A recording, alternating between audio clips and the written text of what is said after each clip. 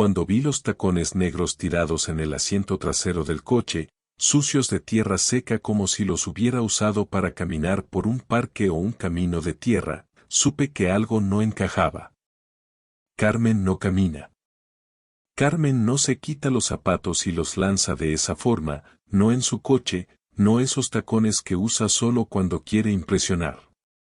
Al principio no le di demasiada importancia, quise pensar que se había cambiado en el coche por alguna razón absurda como dolor en los pies o porque se había manchado. Pero una idea tonta no me dejaba tranquilo. Ese día ella había dicho que iba a estar en una reunión interna en la oficina todo el día, sin necesidad de salir, y sin embargo los zapatos estaban llenos de tierra. Como si hubiera estado en un parque o en algún sitio al aire libre, tal vez incluso en un descampado.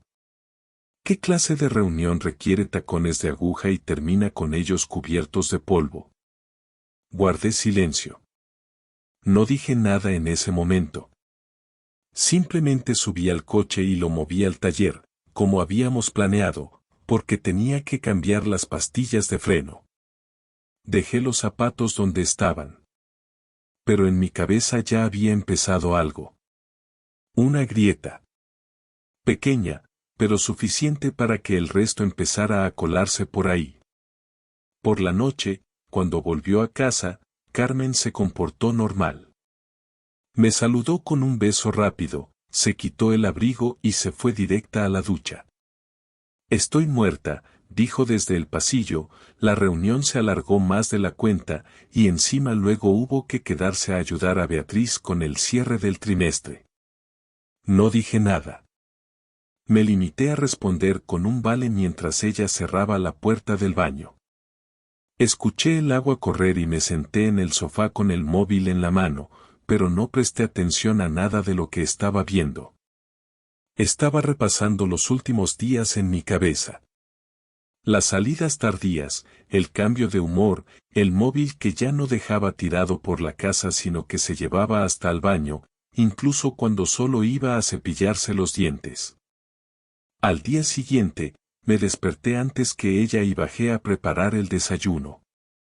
Mientras el café se hacía, tomé su bolso del perchero con cuidado. Buscaba algo. No sabía qué exactamente. Encontré su cartera, su neceser y un recibo. Era de una floristería, fechado el mismo día anterior, a las 5 de la tarde. 2 ramos, uno de tulipanes rojos y otro de lirios blancos.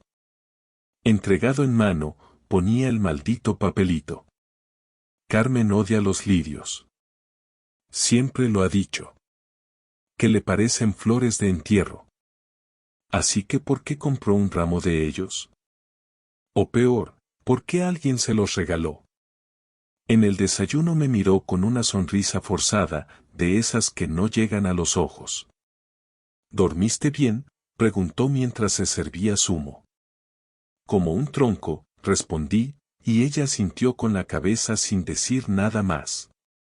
Durante varios minutos masticamos tostadas en un silencio espeso, incómodo, pero ninguno lo rompió.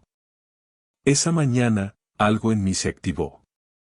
Algo que no era paranoia, no era celos. Era puro instinto. Empecé a observar, a prestar atención a los detalles, a los silencios, a las excusas. Y en ese momento entendí que esto no era un mal día. Era el principio de algo mucho más jodido. A la semana siguiente ya no me importaba si estaba exagerando o no. Lo único que quería era saber la verdad, con todo lo que eso implicara. Me levanté un martes antes que ella, otra vez, y en lugar de quedarme en la cocina haciendo el desayuno, me senté en el coche y esperé. Sabía que salía siempre sobre las 8 menos cuarto, que cogía la calle Mayor hasta el puente y luego giraba hacia el polígono donde estaba su supuesta oficina. Pero ese día no giró. Siguió recto. La seguí con cuidado, dejando espacio, apagando la radio y con el corazón latiendo en un ritmo incómodo, como si estuviera haciendo algo ilegal. El coche se detuvo frente a un edificio que no conocía. Un bloque de pisos viejos, sin portero, sin cartel en la puerta. La vi bajarse, mirar el móvil y caminar como si supiera exactamente a dónde iba. Tocó el telefonillo, esperó unos segundos y subió. Me quedé en el coche. No quise moverme. No sabía qué hacer. Pero sabía perfectamente lo que estaba pasando. Nadie se salta el trabajo para visitar a alguien en un piso sin avisar a su marido. Nadie compra flores que detesta si no es para regalarlas a alguien que le gustan. Nadie cambia tanto de costumbres en tan poco tiempo sin un motivo. Estuve allí casi 2 horas. Vi cómo bajaba un hombre de unos 40 y pocos, con el pelo corto y gafas, en chándal. Caminó hasta un estanco, compró algo, volvió, y al rato bajó Carmen. Salía sonriendo. Llevaba el abrigo desabrochado, el pelo un poco desordenado y la misma expresión que tenía los primeros meses de nuestro noviazgo, cuando llegaba a casa después de verme. Volvió al coche, puso música y arrancó. Y yo, con una mezcla de rabia, tristeza y resignación, arranqué también y conduje de vuelta a casa. No dije nada ese día. Tampoco el siguiente. Me limité a observar, a actuar con una calma que no sentía, a mirarla con una distancia que nunca antes había tenido. Quería saber cuánto más podía durar la mentira. Quería verla desmoronarse sola. El viernes por la noche, mientras ella estaba en la ducha, volví a revisar su bolso. Esta vez encontré algo más concreto. Un preservativo suelto, sin caja, en el fondo del compartimento lateral. Nosotros no usábamos eso desde hace años. La última vez que compramos fue cuando nació nuestra hija menor. Lo sostuve entre los dedos unos segundos y lo dejé donde estaba. ¿Pasa algo contigo?, me preguntó ella esa noche en la cama, mientras se secaba el pelo. No. ¿Por qué lo dices? No sé, estás raro últimamente. Como distante. Cosas del trabajo. Nada importante. Bueno, si necesitas hablar. Te lo diré, respondí, aunque no lo pensaba. El domingo fue el punto de quiebre. Me levanté temprano, como siempre, pero esta vez no fui a la cocina ni al coche. Me senté en el salón con el portátil y busqué el nombre del edificio que había visto el martes. Resulta que no era ningún centro de oficinas. Era una vivienda particular, reformada hace 2 años, propiedad de un tal Iván Solano. El nombre no me sonaba de nada, pero una búsqueda rápida en Facebook y luego en LinkedIn me mostró su cara. Era el del chándal, sin duda. Trabajaba como fisioterapeuta autónomo. Carmen nunca mencionó que fuera a terapia de ningún tipo. Nunca lo nombró. Nunca lo insinuó. Pero ahí estaba. Incluso encontré una foto de ambos en un grupo más grande, tomada durante una barbacoa organizada por una amiga en común. Era de hacía 3 meses. Carmen nunca me dijo que había ido a esa barbacoa. Dijo que tenía un curso en Madrid y que volvía tarde. ¿Te suena este nombre?, le pregunté por la noche, mientras cenábamos. Le mostré la pantalla del móvil con el perfil de Iván. Carmen se quedó mirando unos segundos, como si intentara ganar tiempo. ¿Por qué preguntas? Porque lo vi contigo el martes, cuando fuiste a su piso en lugar de ir a la oficina. ¿Me seguiste? No me obligaste a confiar. Solo quería saber qué pasaba. No es lo que crees, empezó a decir, pero su tono ya era el de alguien que ha sido atrapado y no sabe cómo justificarlo. ¿Y qué es entonces? ¿Una visita amistosa con preservativos en el bolso? Se hizo el silencio. Uno de esos que pesan, que llenan la habitación como si acabaran de romper algo frágil. No sabía cómo decírtelo. pues no hacía falta decir nada. Ya lo dijiste todo con tus actos. Carmen bajó la mirada, apartó el plato y se levantó de la mesa. No dijo nada más. Se fue al dormitorio y cerró la puerta. Me quedé solo en la cocina, escuchando cómo se lavaba los dientes, cómo abría el armario, cómo se metía en la cama. Todo tan cotidiano y tan ajeno a la vez. Dormimos en la misma casa esa noche, pero ya éramos dos desconocidos que compartían techo. El lunes por la tarde, después de recoger a los niños del colegio y dejarles la merienda servida en el salón, me encerré con Carmen en la cocina. Cerré la puerta y me apoyé en la pared con los brazos cruzados. Ella estaba frente a la encimera, fingiendo ordenar los botes de especias como si eso tuviera algún sentido. Ni siquiera me miraba, pero sabía perfectamente por qué estaba ahí. Yo no quería gritar, ni romper nada, ni hacer un espectáculo. Solo quería la verdad, sin rodeos, sin mentiras, sin esa cara de víctima que había empezado a poner desde que la descubrí. Lo vamos a hablar ahora, le dije, sin levantar la voz. Todo.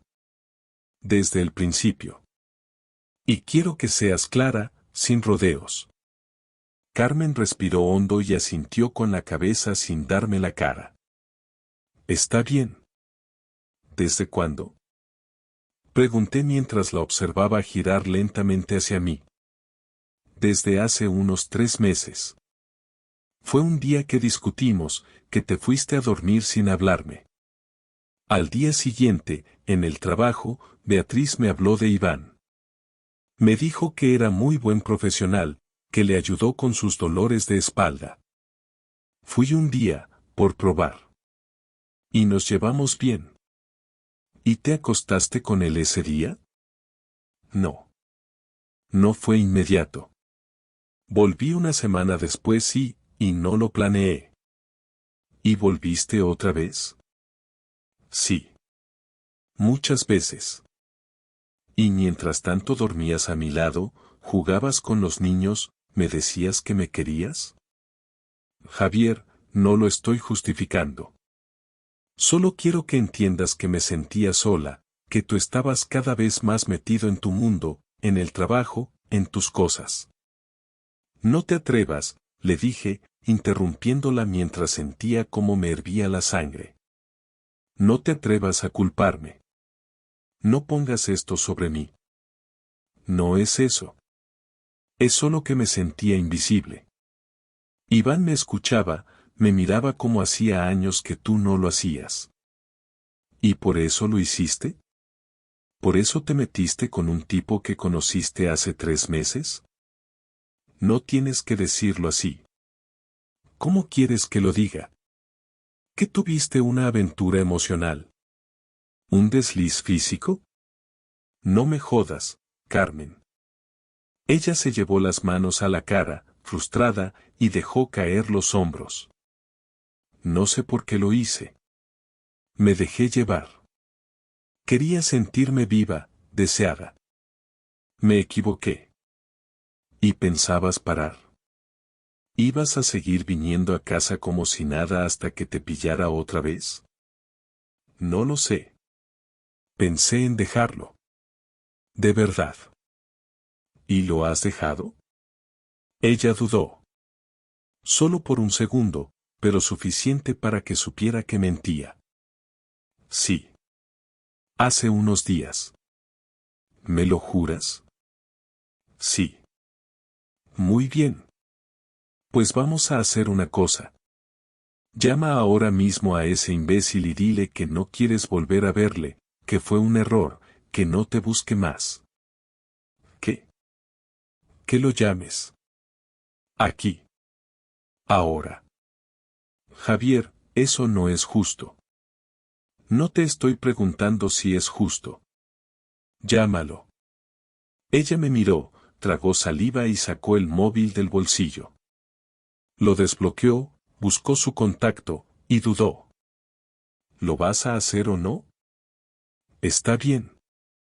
Puso el altavoz y marcó. Sonó una vez. 2. A la tercera, contestó. Sí. Iván, dijo Carmen, temblando un poco. No quiero que me vuelvas a llamar. Lo nuestro fue un error. Estoy con mi familia y quiero que respetes eso. No quiero volver a verte. Se hizo el silencio en la línea. ¿Estás con él ahora? Preguntó la voz, en tono molesto. Sí. Ya. Qué valiente. Adiós, Iván. Y colgó. Dejó el móvil sobre la mesa como si quemara. Me miró esperando que dijera algo. ¿Y ahora qué? Preguntó. Ahora vamos a ver si realmente entiendes lo que hiciste. ¿Qué quieres decir? Quiero decir que no es solo una llamada. No es solo un arrepentimiento. Has destrozado la confianza. Has cruzado una línea que no se cruza. Y no tengo ni idea de si puedo seguir viviendo con alguien que me miraba a la cara mientras se acostaba con otro. ¿Y qué vas a hacer? No lo sé todavía. Carmen se giró, cogió su móvil y se fue al dormitorio sin decir una palabra más. Yo me quedé solo en la cocina, sintiendo que algo dentro de mí se había roto de forma irreversible. Ya no era rabia. Era otra cosa. Algo más frío, más definitivo. El martes, después de dejar a los niños en casa de mi madre con la excusa de que Carmen y yo necesitábamos hablar sin interrupciones, me fui directo a la tienda de informática donde trabaja un colega mío de toda la vida. Le conté por encima que necesitaba ayuda con algo personal, sin dar demasiados detalles, y me vendió una cámara diminuta, del tamaño de un llavero, que podía conectarse al móvil y que se activaba con movimiento. Luego fui a casa, fingí normalidad, y mientras Carmen se duchaba, instalé la cámara en la lámpara del salón. No es que quisiera más pruebas. Ya sabía la verdad.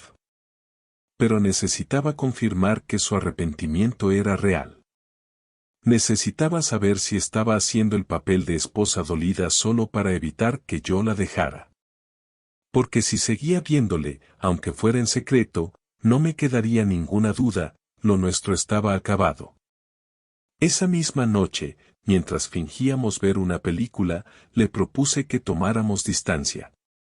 Le dije que me iría unos días a casa de mi hermano en Logroño, que necesitaba pensar. Me miró como si no lo esperara. Apretó los labios, y tras unos segundos, asintió sin decir nada. Me fui el jueves por la mañana, pero en realidad nunca llegué a Logroño. Me quedé en un hostal a las afueras de Zaragoza, con el móvil conectado a la cámara.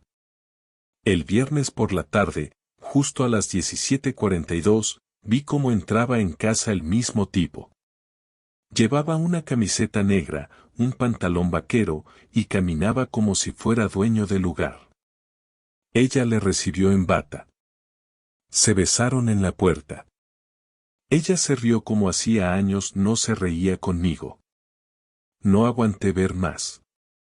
Cerré el portátil y bajé al bar del hostal, pedí una cerveza y llamé a mi abogado. Le dije que quería preparar los papeles del divorcio de inmediato y que quería incluir la causa de infidelidad.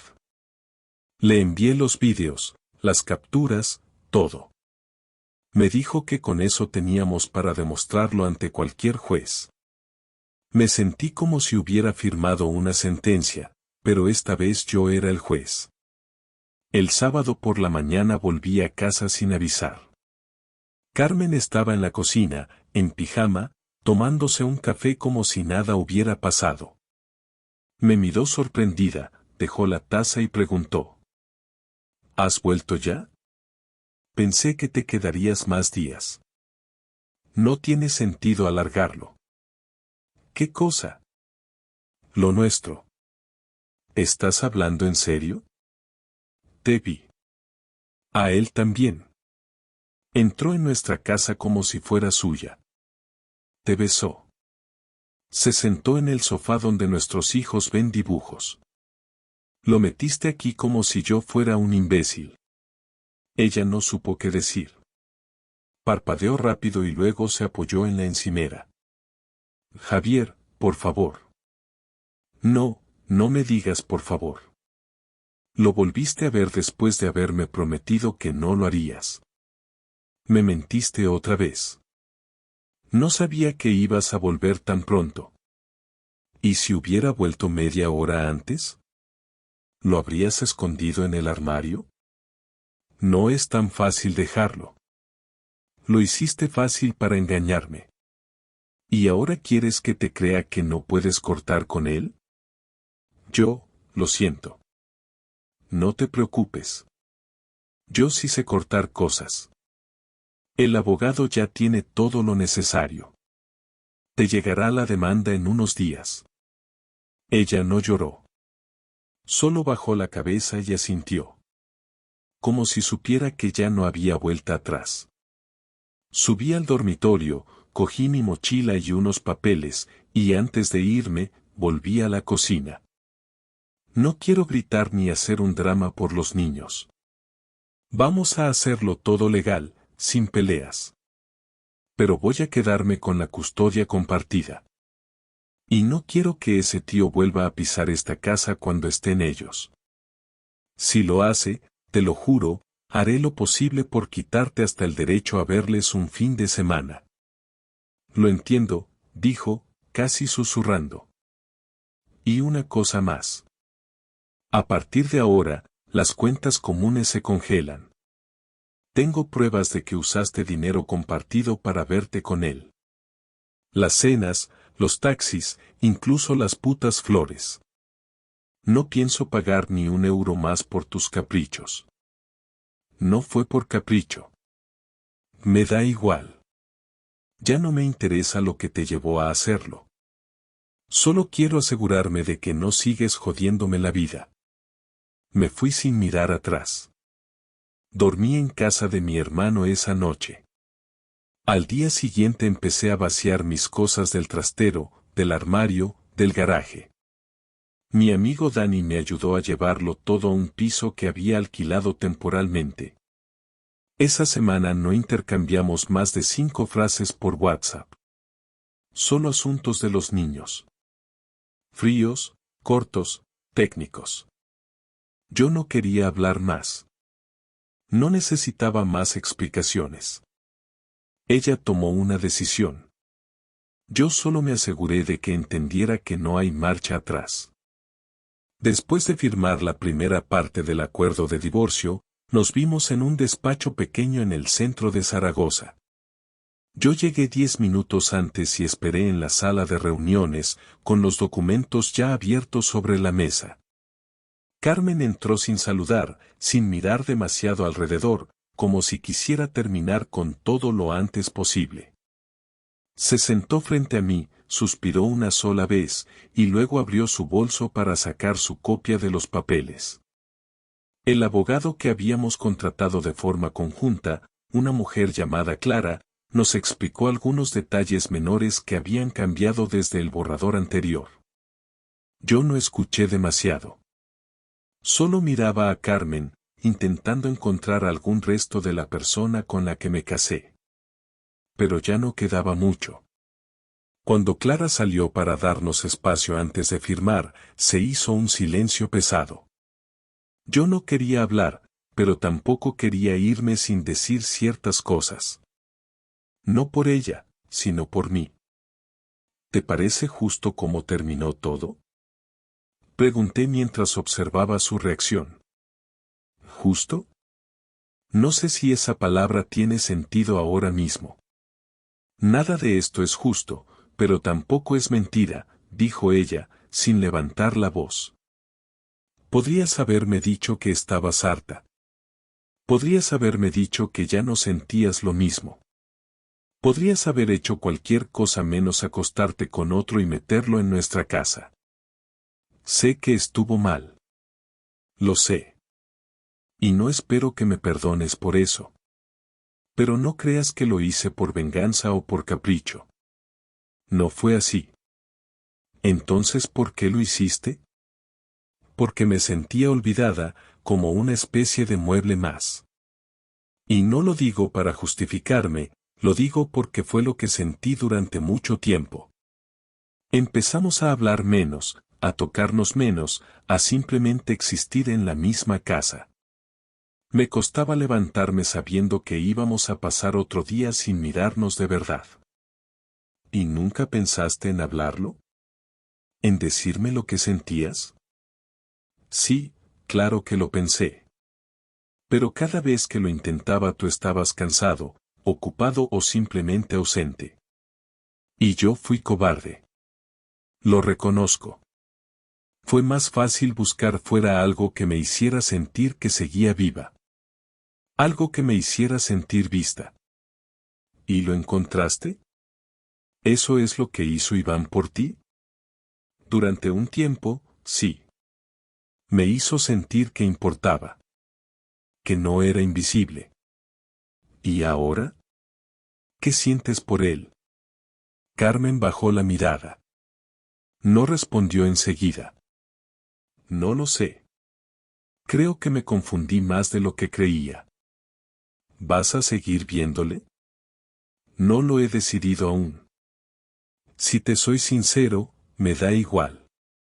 Pero si lo haces mientras los niños estén contigo, no vas a volver a verlo sin un juez delante. Lo sé. No lo haría. Te creí la primera vez que dijiste que lo ibas a dejar. No pienso volver a cometer ese error. Ella asintió, con la mirada perdida en un punto fijo de la mesa. ¿Alguna vez pensaste en decir la verdad sin que te pillara? ¿Alguna vez pensaste en confesarlo por tu cuenta? Varias veces. Pero tenía miedo. Miedo de que hicieras exactamente lo que hiciste. Pues ya ves que tenías razón.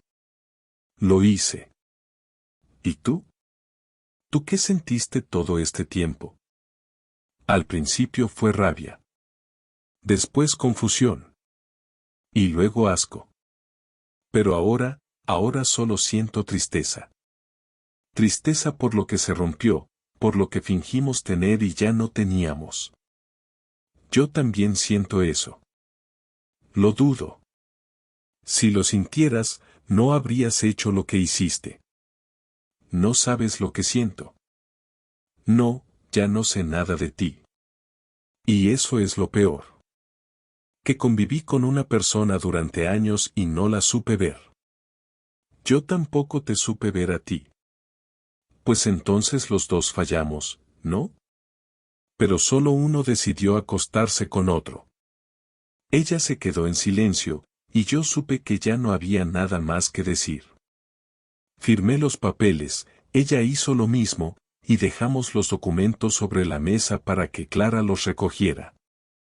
Antes de salir del despacho, me giré hacia ella una última vez. Solo te voy a pedir una cosa. Si alguna vez piensas contarle a los niños lo que pasó, hazlo cuando ellos te pregunten. No los metas en medio ahora. No lo haré. Y otra cosa más. No quiero que hables mal de mí delante de ellos. Yo tampoco lo haré. Aunque tengamos razones para hacerlo, ellos no tienen por qué cargar con esto. Tienes mi palabra. Asentí y salí. No sentí alivio. No sentí justicia. Solo una certeza, se había acabado. Volver a una casa vacía fue más difícil de lo que imaginaba, aunque ya no fuera mi casa oficial, sino ese piso de alquiler amueblado, frío y con muebles que no conocían mi historia. No había fotos, no había recuerdos, no había ningún ruido cuando abría la puerta al llegar por la tarde. Al principio, ese silencio se sentía como un castigo. Me costaba comer solo, dormir sin escuchar ruidos al otro lado del pasillo, vivir sin tener a los niños gritando mientras hacían los deberes o a Carmen discutiendo por dónde poner el jodido cuadro del recibidor. Pero al cabo de 2 semanas, el silencio se volvió costumbre. La costumbre se convirtió en rutina. Y la rutina empezó a parecer vida. Mis días ahora empezaban temprano. Llevaba a los niños al colegio 2 veces por semana, según el acuerdo de custodia, y esos días eran los únicos en los que mi piso tenía algo parecido a un alma. Los preparaba, les hacía tostadas, los escuchaba hablar de tonterías con una naturalidad que me hacía dudar de si eran conscientes de lo que había pasado. Quizás lo sabían más de lo que decían, quizás no querían preguntar, quizás les bastaba con que ambos padres estuvieran cerca, aunque ya no vivieran bajo el mismo techo. Las noches, sin embargo, eran otra historia. Cuando no estaban conmigo, me costaba dormir. Me quedaba hasta tarde mirando la televisión sin prestar atención a nada, o leyendo noticias que no me interesaban. Una noche, me encontré mirando fotos antiguas. No para torturarme, sino porque necesitaba entender si todo había sido mentira desde el principio o si en algún momento fuimos de verdad felices. Había fotos de viajes, de cumpleaños, de cenas familiares. Las caras eran sinceras. La sonrisa de Carmen no era falsa. La mía tampoco. Entonces entendí algo que me hizo sentir peor, no todo fue una mentira. En algún momento, de verdad nos quisimos. Y tal vez por eso dolía tanto. Un viernes por la tarde, mientras estaba en el supermercado comprando cosas para el fin de semana con los críos, recibí un mensaje de Carmen. ¿Podemos hablar un momento, sin abogados, sin reproches? Tardé 10 minutos en responder. Le dije que podía pasar por el piso cuando dejara a los niños el domingo por la noche. No tenía interés en discutir, pero tampoco quería dejar esa conversación pendiente. Llegó puntual. Llevaba vaqueros, una sudadera y el pelo recogido de forma descuidada. Se notaba que no venía a provocar nada.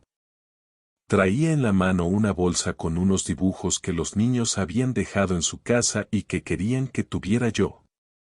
Se los agradecí y los dejé sobre la mesa. Después nos sentamos uno frente al otro. No tomamos nada, no encendí la televisión, no hubo preámbulos. No vengo a pedir que volvamos ni a justificar lo que hice, dijo ella, mirando directamente a mis ojos. Solo quería decirte que me he dado cuenta de muchas cosas. De cómo me perdí, de cómo actué sin pensar en las consecuencias. Lo importante no es que no pensaras. Es que sabías que lo que hacías estaba mal y lo hiciste igual, le respondí sin levantar la voz. Lo sé. Y no espero que me creas, pero estoy yendo a terapia. No por nosotros, sino por mí. Porque no quiero volver a cometer los mismos errores. Me alegro. ¿Tú cómo estás? Sobreviviendo. No es fácil, pero estoy aprendiendo a vivir solo, a hacer planes sin depender de ti, a pensar en mí sin sentir que eso es egoísta. Nunca debí poner en riesgo todo lo que teníamos.